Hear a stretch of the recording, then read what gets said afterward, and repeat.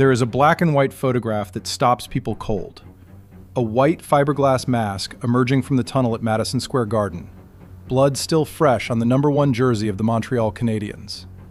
Behind that mask, a man who had already endured nearly 200 stitches across his face, 4 broken noses, 2 shattered cheekbones, all before the world ever saw him wear it.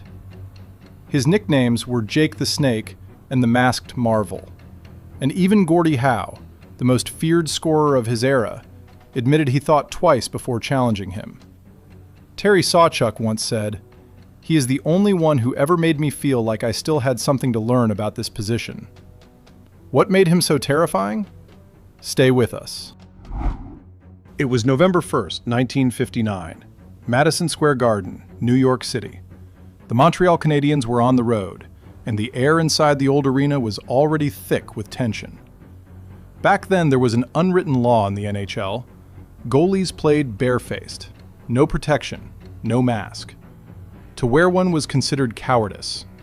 Coaches enforced it. The crowd expected it. And head coach Toe Blake had made it absolutely clear. His goaltender would not wear a mask in a real game, no matter what. Just 3 minutes into the first period, Rangers forward Andy Bathgate unleashed a vicious backhand shot. The puck struck him directly in the nose and cheek. He collapsed instantly in a pool of blood. 7 stitches, from his upper lip to his nostril. But what happened next, inside that dressing room, was the moment that truly terrified everyone. He looked straight at Toe Blake and said, "I am ready to go back, but I am wearing the mask." Blake exploded. He ordered him to take it off. The answer was no. With no backup goaltender available, Blake faced an impossible choice. An amateur goalie named Joe Schaefer, who worked at the arena, was already putting on a Canadiens jersey. Blake had no option. He gave in. When he skated back out wearing that white fiberglass mask, the entire crowd booed. They called him a coward. He responded with a shutout performance and a 3-1 victory. Andy Bathgate said in 2009, "The goaltender's face takes the most brutal punishment in hockey. If I had shot with my forehand, he probably would have been 6 feet under." And Steve Sable, the broadcasting veteran, described it this way. He looked like a character from a Lon Chaney horror film. It was a shocking image for everyone in that building. His own words on that night, "If you jump out of an airplane without a parachute, does that make you brave? No, I think that makes you stupid.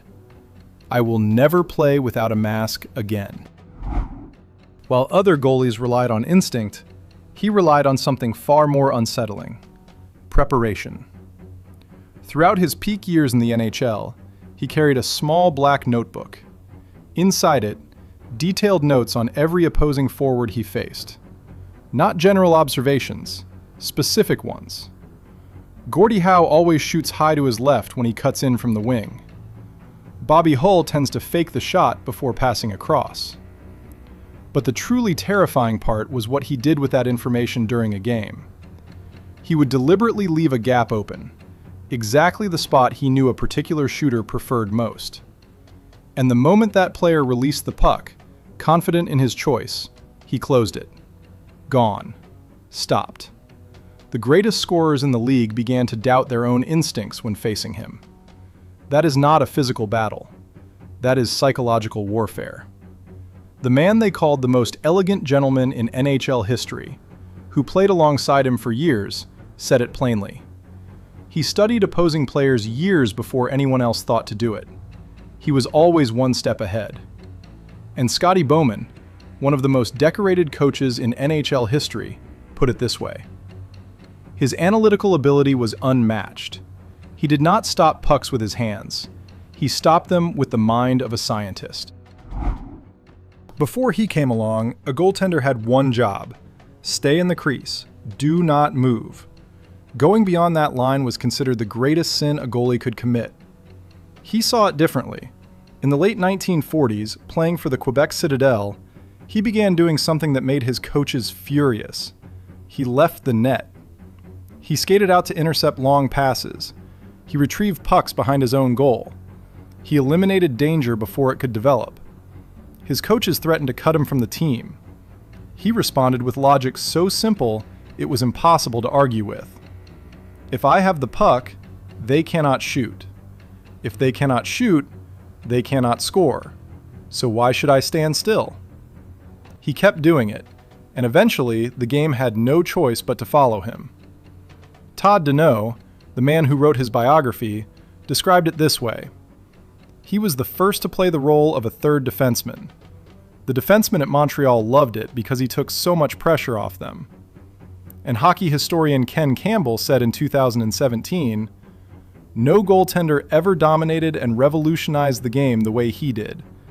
He did it his way, even when the entire world was against him." January 3rd, 1959. Montreal Forum. The Canadiens and the New York Rangers, two teams that had never needed a reason to hate each other. Everyone knew him as the intellectual, the quiet one, the goaltender who knitted sweaters in the dressing room between periods.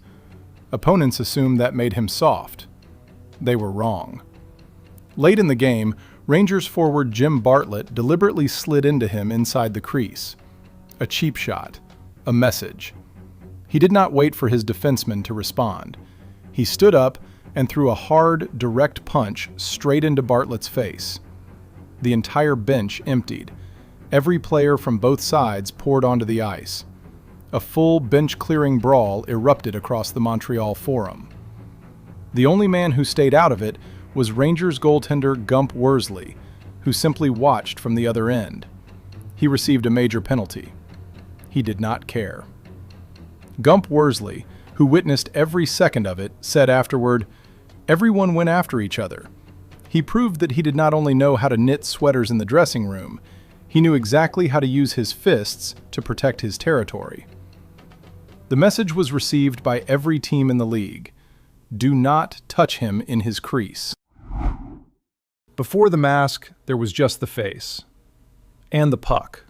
And nothing in between. Throughout his career from 1947 to 1959, he stood in front of rubber discs traveling at nearly 100 miles per hour with no protection whatsoever. The record of what that cost him is not easy to read. 4 broken noses, 1 fractured jaw, 2 shattered cheekbones, nearly 200 stitches sewn across his face over 12 years. A famous photograph published in National Geographic described his bare face as a web of scars, lines crossing lines, a map of every puck that had ever found him.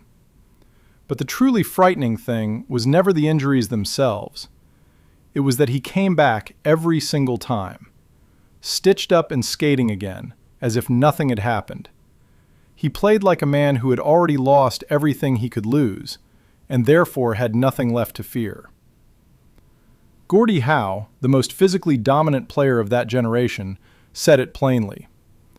Goalies back then all had faces that only a puck could love. But he had a terrifying stillness about him. He got stitched up and came right back like nothing had happened. Robert Bowie Jr., a fan who witnessed it as a child, never forgot. I saw his blood on the ice in front of the net while he was being stitched up.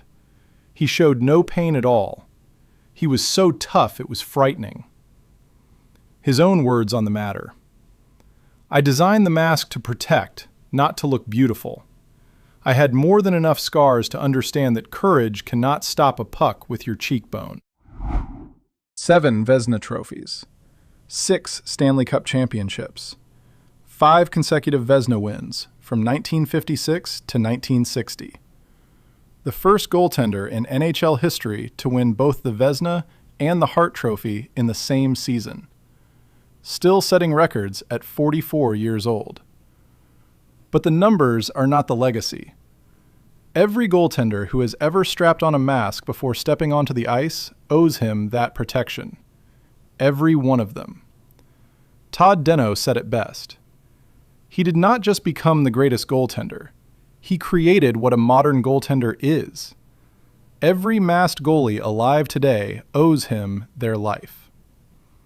Hit like to support us, and tell us in the comments, which moment of his career impressed you the most?